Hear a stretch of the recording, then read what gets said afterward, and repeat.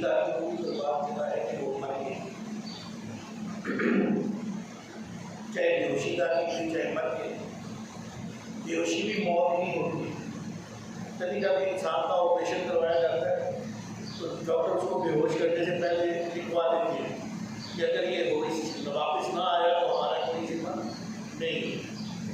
तो जिंदगी का हिस्सा है, कभी कोई जिंदगी में ऑपरेशन करवाना हो तो उससे छोटा सा मशवरा है, अगर वो मान ले। जब बेहोशी वाला डॉक्टर अलग होता है, जब बेहोशी वाला डॉक्टर आपको बेहोश करने आए तो उसे कहते हैं यार ज़रा 2 मिनट, और वो रुक जाते हैं, मान लेते हैं। बड़े डिसेंट होते हैं, बड़े प्यारे होते हैं कि मैं ज़रा अपने लिए कुछ पढ़ लूँ। तो उस वक्त तौबा कीजिए, मुझे बात पढ़िए और इंतजार कीजिए कि मौला अगर ये मैं इसके बाद होश में ना आया तो मुझे अपने हबीब के सबके बख्श लेना। और ये बेहतरीन है क्योंकि आप उस वक्त पूरे होशो हवास के होते हैं, वक्त नज़ा नहीं होता, इसलिए तौबा भी कबूल होती है। तो जिंदगी का हिस्सा है भाई। बड़े लोग ऐसे हैं जो बेहोश हुए दोबारा होश में नहीं आए। तो कभी भी इस तरह की सिचुएशन हो तो बाज़ जगह पे लिखा है कि वो बाज़ तफसीर में लिखा है कि बेहोश हो गए। कुरान में सिर्फ इतना लिखा है कि उनको एक कड़क ने आ लिया, एक गूंजदार आवाज़ समझ लें, बिजली की कड़क समझ लें। फिर कुरान में आगे ये लिखा है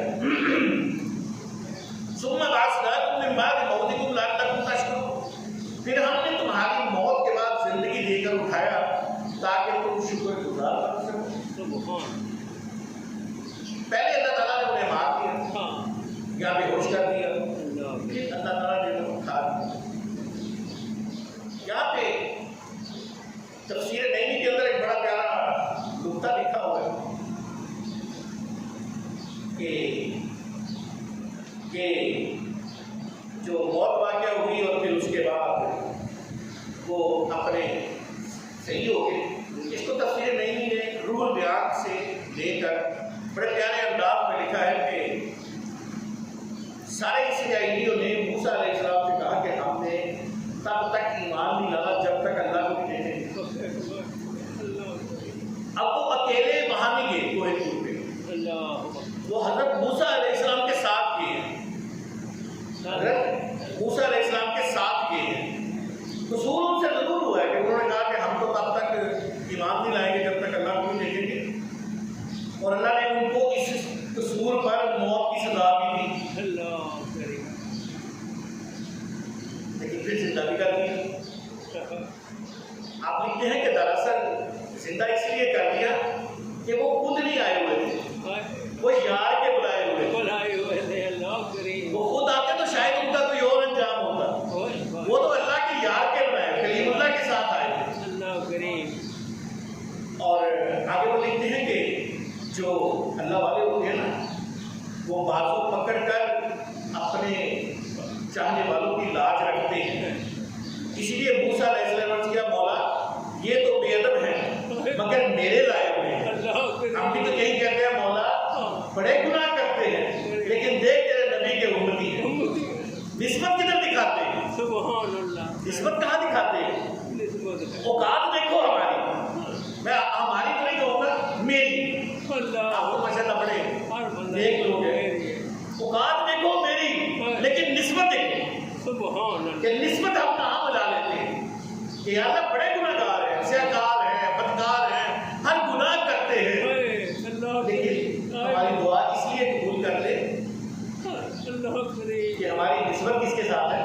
तेरे नबी के उम्मती है। तो मूसा अलैहिस्सलाम ने कहा मौला आए ये खुद नहीं है, तू इनको ना देख, तू देख इनको लाया कौन है, इनको लाया कौन है? लजपाल प्रीत को तोड़ दे रहे, जो बाँ पकड़ ले सो छोड़ दे नहीं, घर आए वो खाली मोड़ दे दे। ये लजपालों की भाई वो लजपाल नहीं जिनके अभी हाल ही में वो एक सर्वे हुआ है, पीरों का खट्टा छट्टा बाहर आया, किसी के बेल्जियम में अरबों रुपए पड़े हैं, किसी के इंग्लैंड में अरबों वो पाउंड पड़े हैं, किसी के अमेरिका में अरबों डॉलर पड़े हैं। वो पीर नहीं, पीर हो दादा साहब जैसा, पीर हो सुल्तान बाबू जैसा। अब एक बात हो, पीर हो मेरे जैसा,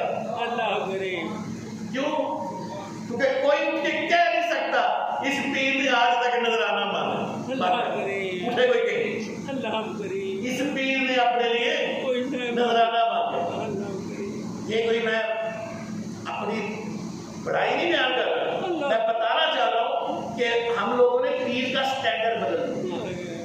पीर का स्टैंडर्ड पता क्या था? पीर हो बादशाह, अच्छा पीरदारी मुझे नहीं, पीर हो हुजूर का उम्मती जिसका सिलसिला टूटा ना हो।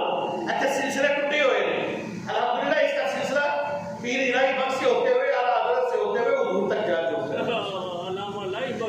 पीर हो जो अपने मुरीद को बिठा के नमाज के बारे में बताए, कुरान के बारे में बताए, हुजूर के बारे में बताए, ये ना बताए उठे जाएगा तो एहतिकाफ लैके जाएगा तो फलाह हो जाएगा, एहतिकाफ लैके जाएगा तो फलाह हो जाएगा। भाई ये पीर नहीं होती, ये पीर होती है जिनके बैंक बैलेंस होते हैं। मेरा बहुत बड़ा बैंक बैलेंस है, पता क्या बैंक बैलेंस है मेरा बैंक बैलेंस आप लोगों, क्योंकि मैं आपको हुजूर की बातें बताता हूँ, आप सुन के बीच में से ऐसे लोग हैं जो अमल करते हैं, और यही मेरा सबसे बड़ा असासा है कि मेरी बख्शिश का नजरिया बन रहा है। इसलिए मैंने कहा पीर हो मेरे जैसे। मेरे पीर साहब अल्लाह ताला में जन्नत फिरदौस में आला मकाम अता फरमाए, आमीन। उनके कुर्ते पे जेबें नहीं होती, अल्लाह करे, अल्लाह के कुर्ते पे जेबें नहीं होती। किसी ने पूछा वो जेब का यार डर लगता है कोई पैसे खींच पा रहा है गलत हो, अल्लाह करे। सारी जिंदगी जिस सीट पे हो रहे लोगों को खिताबत बांटा करते थे, फलां मस्जिद चू जाके जुमा पढ़ाएगा, फलां मस्जिद चू जाके पढ़ाएगा, लोग तय करते थे मेरी फलां मस्जिद लगा दे, मैं आपको ये दूंगा, आपका चुप करके बैठ जा, जहां मैंने लगा दिया बस वहां चले जाओ। और जब वो फोत हुए 24 अप्रैल की चौक में जनाजा रखा हुआ था, और जिस तरह वो कहा करते थे हम जब सुन्नी मरेंगे ना तो हमारा जनाजा चौक में रखते हो। अल्लाह करे। हाल ही में आपने देखा खातम हुसैन रिजवी का जनाजा चौक वाली बात थी, अल्लाह करे, चौक वाली बात थी। 48 घंटे तक कोई बर्फ नहीं थी, कोई कुछ नहीं, चेहरा बदला बल्कि और निकल रहा। ऐसे किलो मुर्शद को जब चौक में रखा, दादा साहब का शरीर चौक ही बन जाता है, ऊपर से धूप पड़ रही, कोई टेंट नहीं लगा, कोई कुछ नहीं। हम लोग तो जानते थे ये हमारा पीर है, लेकिन अननोन पर्सन तो नहीं ना जानते थे ये कौन है। जो दादा साहब तो बेशुमार लोग आए थे, तो वो गुजरते थे बस कहते थे वे बाबा सुता पे आए, अल्लाह करे, और 2 दिन हो गए थे बहुत हुए, अल्लाह करे, अल्लाह करे, 2 दिन हो गए। तो भाई ऐसा पीर होना चाहिए जो तुम्हें नमाजों की तरफ लगाए, जो तुम्हें हुजूर के कदमों तक पहुंचा दे। अब आप खुद सोचिए, ऐसा पीर जो कि यार छाट नमाज पढ़ के की करनी है, अब नमाज पढ़े बगैर बंदा हुजूर के कदमों तक पहुंच सकता है? हुजूर फरमाते हैं नमाज मोमिन की मेराज है, और मोमिन की मेराज होती है हुजूर के कदमों में, सल्लल्लाहु अलैहि वसल्लम। तो मूसा अलैहिस्सलाम जिनको साथ लेकर गए थे, उनको आपने दोबारा जिंदगी दी। जब कामिल पीर के पास बैठते हो तो वो तुम्हारे मुर्दा दिल को जिंदा करके तुम्हें नई जिंदगी अता करते हैं। ये कामिल पीर की निशानी है। और एक जगह पे लिखा हुआ था, मारूफ के साथ अभी हाल ही में एक पोस्ट आई, दाढ़ी सुन्नत है, नीचे लिखा हुआ था अच्छा अखलाक तो सुन्नत है, फलां चीज़ भी तो सुन्नत है, फलां चीज़ भी तो सुन्नत है। 6, 7, 8, 9, 10 चीज़ें लिखी हुई थी। कहने का मकसद तो ये था कि दाढ़ी रखो ना रखो कोई बात नहीं, बाकी सुनना भी तो पूरियाँ करो। तो मैं तुम्हें एक बात बताऊँ, बाकी सुन्नतें अपनी जगह पे हैं, वो दिखानी पड़ती है, ये खुद ब खुद नजर आती है, ये खुद ब खुद नजर आती है। तो पहले जाहिर अच्छा करो, फिर वो बातिन खुद अच्छा कर दे। अल्लाह करोगे, अल्लाह पहले जाहिर अच्छा करो, हुजूर इस नियत से दाढ़ी रखो, इस नियत से ना रखो कि फलां ने रखी, इस नियत से ना रखो फलां ने रखी, इस नियत से रखो कि मेरे नबी ने रखा। जब इस नियत से रखोगे तो इस दाढ़ी के एक एक बात पर तुम्हें सवाब मिलेगा, एक एक बात पर तुम्हें सवाब मिलेगा। ये तुम्हारी नियत बहुत अच्छी है। ये दाढ़ी क्यों रखी? मेरे नबी ने रखी। जब दाढ़ी रखोगे तो बहुत सारी बीमारियों से, बहुत सारे गुनाहों से ऑटोमेटिकली बचना शुरू कर दोगे। यार लोग क्या कहेंगे, मैंने दाढ़ी रखी और मैं ये काम कर रहा हूँ, मैंने दाढ़ी रखी मैं ये काम कर रही हूँ। तो भाई दाढ़ी सबसे अफजल सुन्नत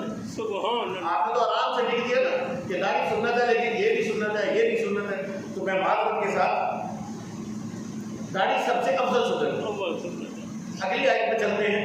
वज़ल्ललना अलैकुमुल गमाम व अंज़लना अलैकुमुल मन्ना वस्सलवा कुलू मिन तय्यिबाति मा रज़क़नाकुम व मा ज़लमूना वलाकिन कानू अनफुसहुम यज़लिमून। ये अगली आयत है कि हो सकता है यही आयत आज कंप्लीट हो, बाकी दो इंशाअल्लाह ताला अगले जुमे। और हमने बादलों को तुम पर साया फिगर कर दिया, यानी तुम्हारे ऊपर बादल कर दिए, और तुम पर खास अपनी जनाब से मनोसलवा नाज़िल फरमाया, पकीज़ा चीज़ें जो हमने तुम्हें दी। और उन्होंने हमारा क्या नुकसान करना था, लगे रहे अपनी जानों पर जुल्म करने, लगे रहे अपनी जानों पर जुल्म करने। दरअसल हुआ ये था, इस आयत का शामिल नज़ूल और बैकग्राउंड समझ लीजिए कि जब बनी इसराइल मूसा अलैहिस्सलाम छुड़वाने के लिए, आज़ाद करवाने के लिए आए ना, तो फिरौन ने एक बात कही। फिरौन ने कहा था कि सिर्फ मेरी हुकूमत खत्म करना चाहते हैं और कुछ नहीं चाहते, और हमारी जगह पे, फिरौनियों की जगह पे बनी इसराइल वालों को हुकूमत देना चाहते हैं।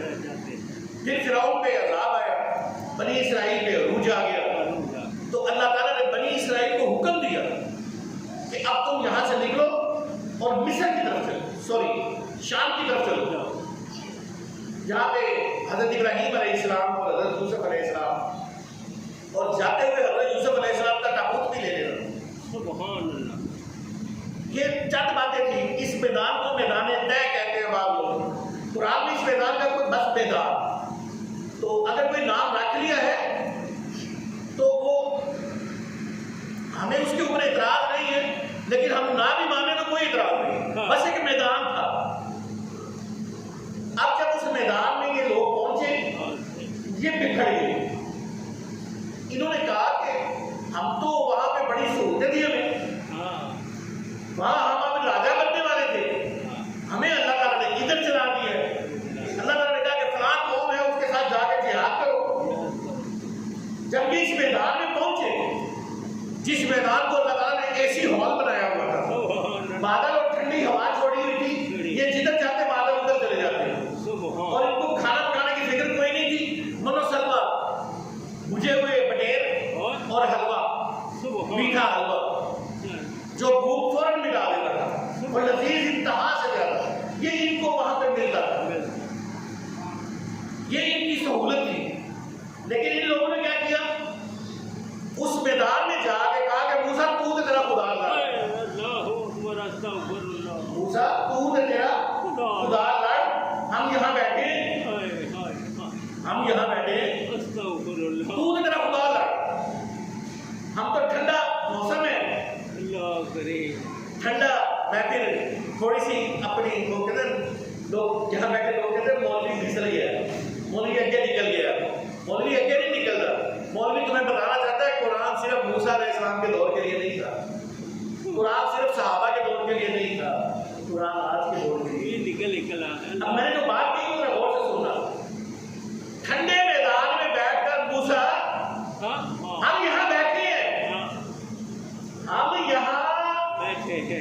हम यहाँ बैठे हैं, मूसा तू और तेरा खुदा लड़, फलस्तीन में कुछ हो जाए, हम यहाँ बैठे हैं, कोई और जाए, कश्मीर में कुछ हो जाए, हम ठंडी मस्जिद में बैठे हैं, कोई और जाए, ओ भाई ठंडी मस्जिद से निकलो। करबल यही तो बताता है, करबल यही तो समझाता है, वरना इमाम हसन से बड़ा गद्दी नशीर कोई हो ही नहीं सकता कायनात में, हो ही नहीं। और उस शहजादे ने अपनी गद्दी छोड़ के उस तपती हुई रेत में जाके कैमरा लगाया। तो इधर इन्होंने भी यही किया, मनोसलवा भी उतर रहा है, मैदान भी ठंडा है, फिर जिहाद से मुंह मोड़ लिया। फिर अल्लाह ने क्या किया पता है? अल्लाह ताला ने पता उसके साथ क्या किया? उनको रास्ता बुला दिया। वो कई साल मैदान तय है, छोटा सा मैदान है, उसी में घूमते रहे, उनको रास्ता ही ना मिले, रास्ता बुला दिया। मैं रास्ता भूल चुका हूँ, रास्ता एक ही था नबी तक जाने का, और वो रास्ता हमने छोड़ दिया। नबी फरमाते हैं कि जिहाद क़यामत तक जारी रहेगा, तरोताज़ा रहेगा। लेकिन मैं साथ साथ आपको एक बात कहता हूँ, मैं अकेला जिहाद करने नहीं निकल सकता, क्योंकि जब सरहदें बन गए फिर ये काम हुकूमतों के होते हैं, और जो हुकूमतें ये काम नहीं कर सकती फिर वो जो है वो हुकूमत के ऊपर इसका गुनाह आएगा।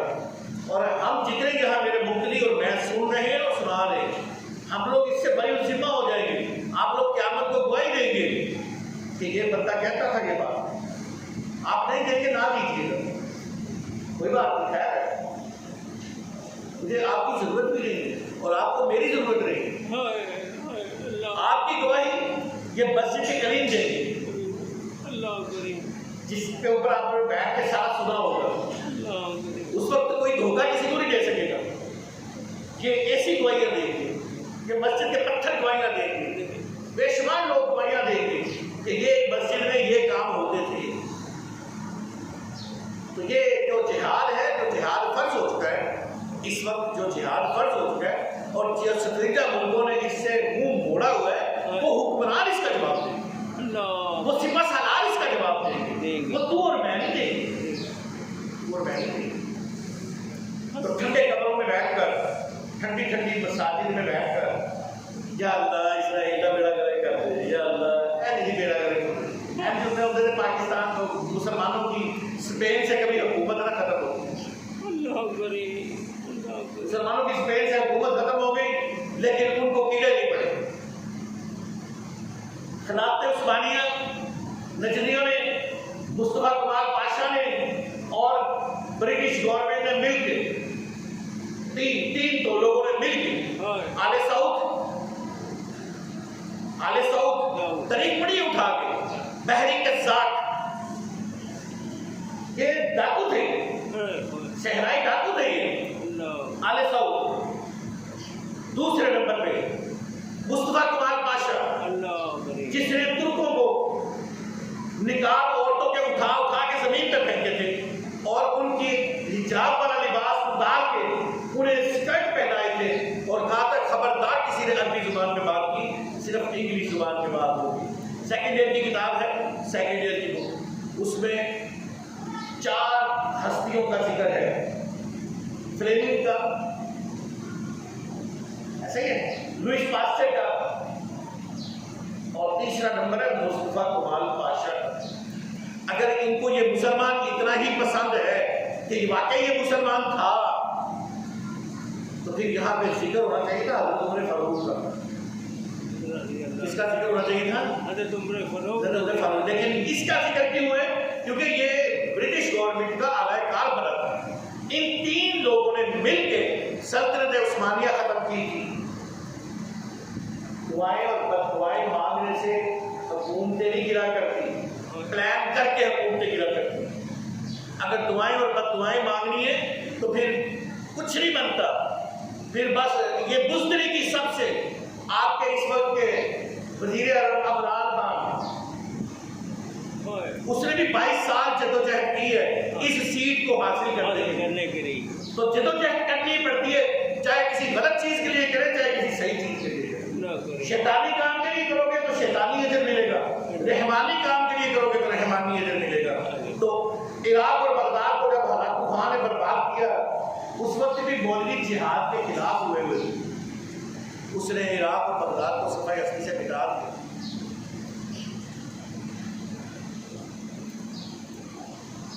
आज जो फलस्तीन के साथ हो रहा है और जो कश्मीर के साथ हो रहा है, तो भाई मस्जिदों में दुआ मांगते हो, साल गुजर गया ना, क्या हुआ? फलस्तीन सीधा हो गया? फलस्तीन मिल गया मुसलमानों को? कश्मीर मिल गया कश्मीरियों को? ये जब भी मिलेगा नबी की सुन्नत पे अमल करके मिलेगा। और इस वक्त नबी की सुन्नत होती है जिहाद बिल तलवार। आज का जो जिहाद है वो आपको पता है किसकी वजह से है? आज का जिहाद जो है वो इस आयत करीमा से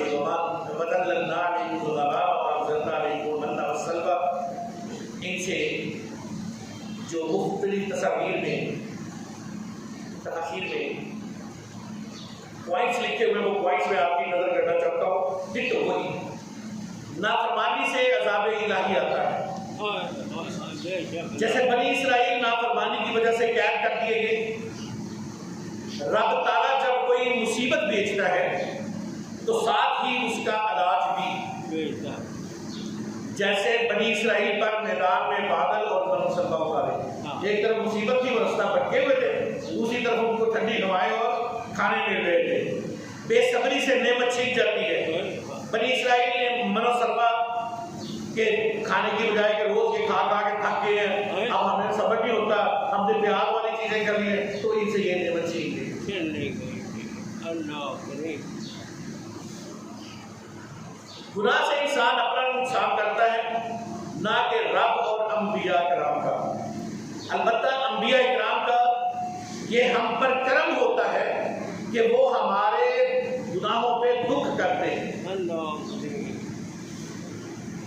हालांकि हमें अंबिया इकराम की अताअत करके फायदा होता है और नाफरमानी से नुकसान होता है। जो चीज आराम से मिलती है उसकी कदर नहीं होती।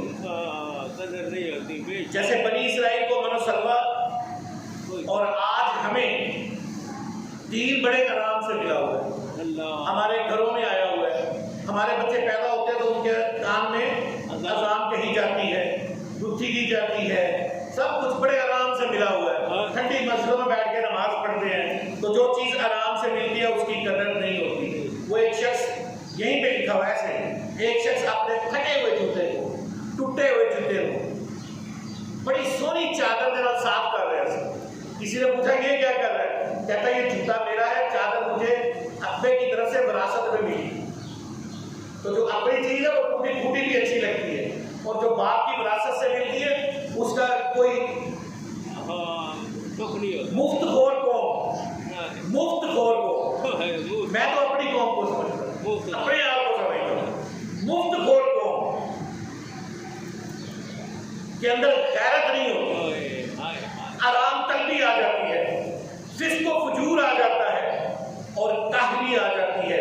इसलिए वो जफाकश कौम, लड़ने वाली कौम, अमेरिका जैसी कौम के साथ मुकाबला नहीं कर सकती। हालांकि वो ईसाई नहीं है, मुसलमान है। हिंदुओं से मुकाबला नहीं कर सकते, वो हिंदू है, ये मुसलमान है। क्यों? ये आराम पसंद है। एक गड्डी च वजीर आज़म बैठा होता है तो पीछे 20 गड्डियां दूसरी जा रही। इतने आराम पसंद के लोग। मिसाल में देते हैं, फ्रांस का सदर साइकिल पे जाता है और सब फ्रांस में नहीं जाता, सब पाकिस्तान था। मिसाल में कहते हैं, फ्रांस का सदर साइकिल पे जाता है, चीन का सदर ऐसे करता है, फ्रांस का सदर ऐसे करता है। मैं क्या कहता हूँ, दुनिया की बेवकूफ तरीकों में जो है ना, वो उसमें पाकिस्तान नंबर 1 पे है, जो समझते हैं कि इंग्लिश बोलने में तरक्की होगी। कुछ भी हो जाए, बच्चे ने इंग्लिश सिखानी, जमाने का नहीं पता चलेगा जी। और चाइना वाले तो पागल होएगा, जिन्होंने जमाने का पता ही नहीं चलेगा कि कितने ना कितने पहुंच गए। जापान वाले पागल हुए, जर्मन में अंग्रेजी बोलने वाले को वैसे मार देते, कहां से कहां पहुंचे हुए वो लोग। और हम लोग तो नहीं अंग्रेजी बोली, सब छठो सी। तो आराम तलबी जो है वो कौम को थोड़े से 2 मिनट 3 मिनट मैंने बचा लिए हैं। मुझे हुक्म हुआ था, ये जो होते हैं ना सैयदजादे शाह जो होते हैं, ये मेरे लिए बड़े अहमियत के हामिल होते हैं। मैं इनकी बड़ी इज्जत करता हूँ। पता है क्यों? क्योंकि इनकी निस्बत तो लोग से जुड़ी होती है। और मैंने आपको बैठते ही कहा कि निस्बत की वजह से सारा मूसा अलैहिस्सलाम के लिए जिन लोग बचे वो मूसा की निस्बत की वजह से बचे। तो किबला शाह साहब का हुक्म था कि मैं 3-4 जुमों से देख रहा हूँ, बड़े ध्यान से देख रहा हूँ, लोग एक दूसरे के ऊपर से फलांग के आते हैं।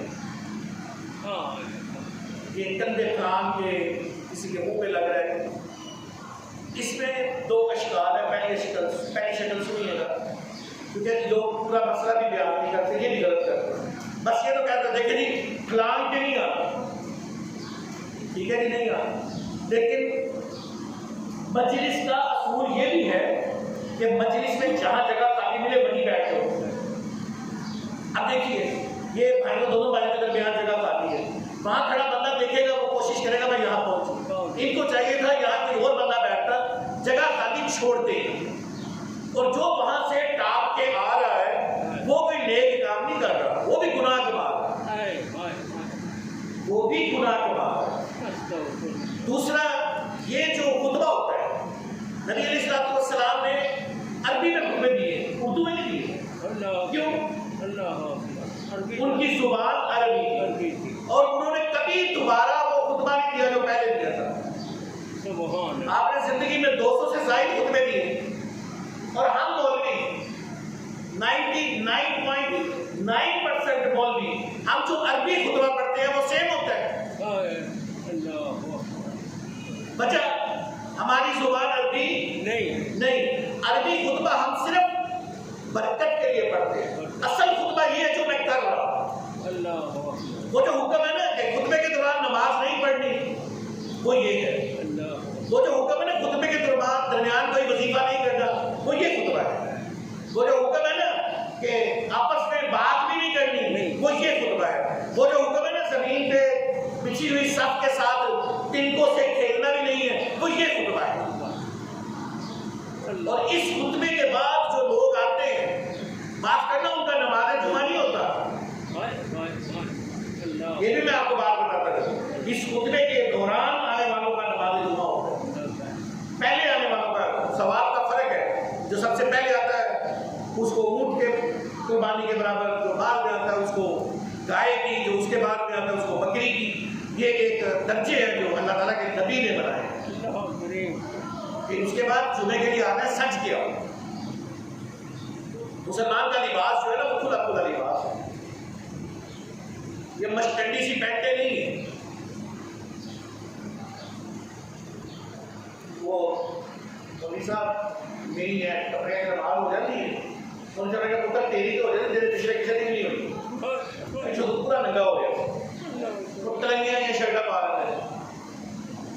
हाँ, बंदा नंगा भी नमाज पढ़ सकता है, बंदा नंगा भी नमाज। मसला सुन लो, बशर्तिया के वाले कोल कपड़े ना हो और नमाज कितने पढ़नी है, सुनो, अपने घर तक कमरा बंद करके नेरा करके खड़े होके नहीं पढ़नी। आज वो कोल कपड़े नहीं है, बेचारा मजबूर है, आज बैठ के नमाज पढ़े। मसला समझ आया? ईमानदारी ना दसरा जिन्होंने टी शर्ट पाई हुई है, मेरी गल का बुरा ना मना, जो मना भी लोगे तो मेरे कोई फर्क नहीं पड़ेगा। जिन्होंने अद्धियां टी शर्ट पाई हुई या इस तो अलावा इन्हों के घर कोई कपड़ा नहीं है, अगर तो नहीं फिर इन्हों की नमाज कबूल है। लेकिन अगर घर कपड़े है नहीं, ढिले ढिले कपड़े है नहीं, तो माफ करना फिर नमाज कोई नहीं देखो। ये मसला किसी मौलवी ने खुल के नहीं दसा, यही मौलवी है पागल, खुल के फिर बोलता है जो मसला आ जाए। दूसरा मेरे अयूब भाई ने कहा कि नहाने के लिए, मुर्दे को नहलाने के लिए बड़ी परेशानी होती है, मुर्दे को नहलाने के लिए बड़ी परेशानी होती है हमारे फ्लैटों में, और ये बड़ी देर का मसला है। और इस मसले का हमने कई दफा हल निकालने की कोशिश की, कोई ना कोई बीच में रोड़े अटका देता है भाई, कोई ना कोई बीच में रोड़े अटका देता है। इस फकीर ने क्या किया, ये दरवाजा निकलवाया। अल्हम्दुलिल्लाह, ये मेरी काम है। आप कोई माने या ना माने, किताब तकदीर में लिखा हुआ है कि ये कादरी ने दरवाजा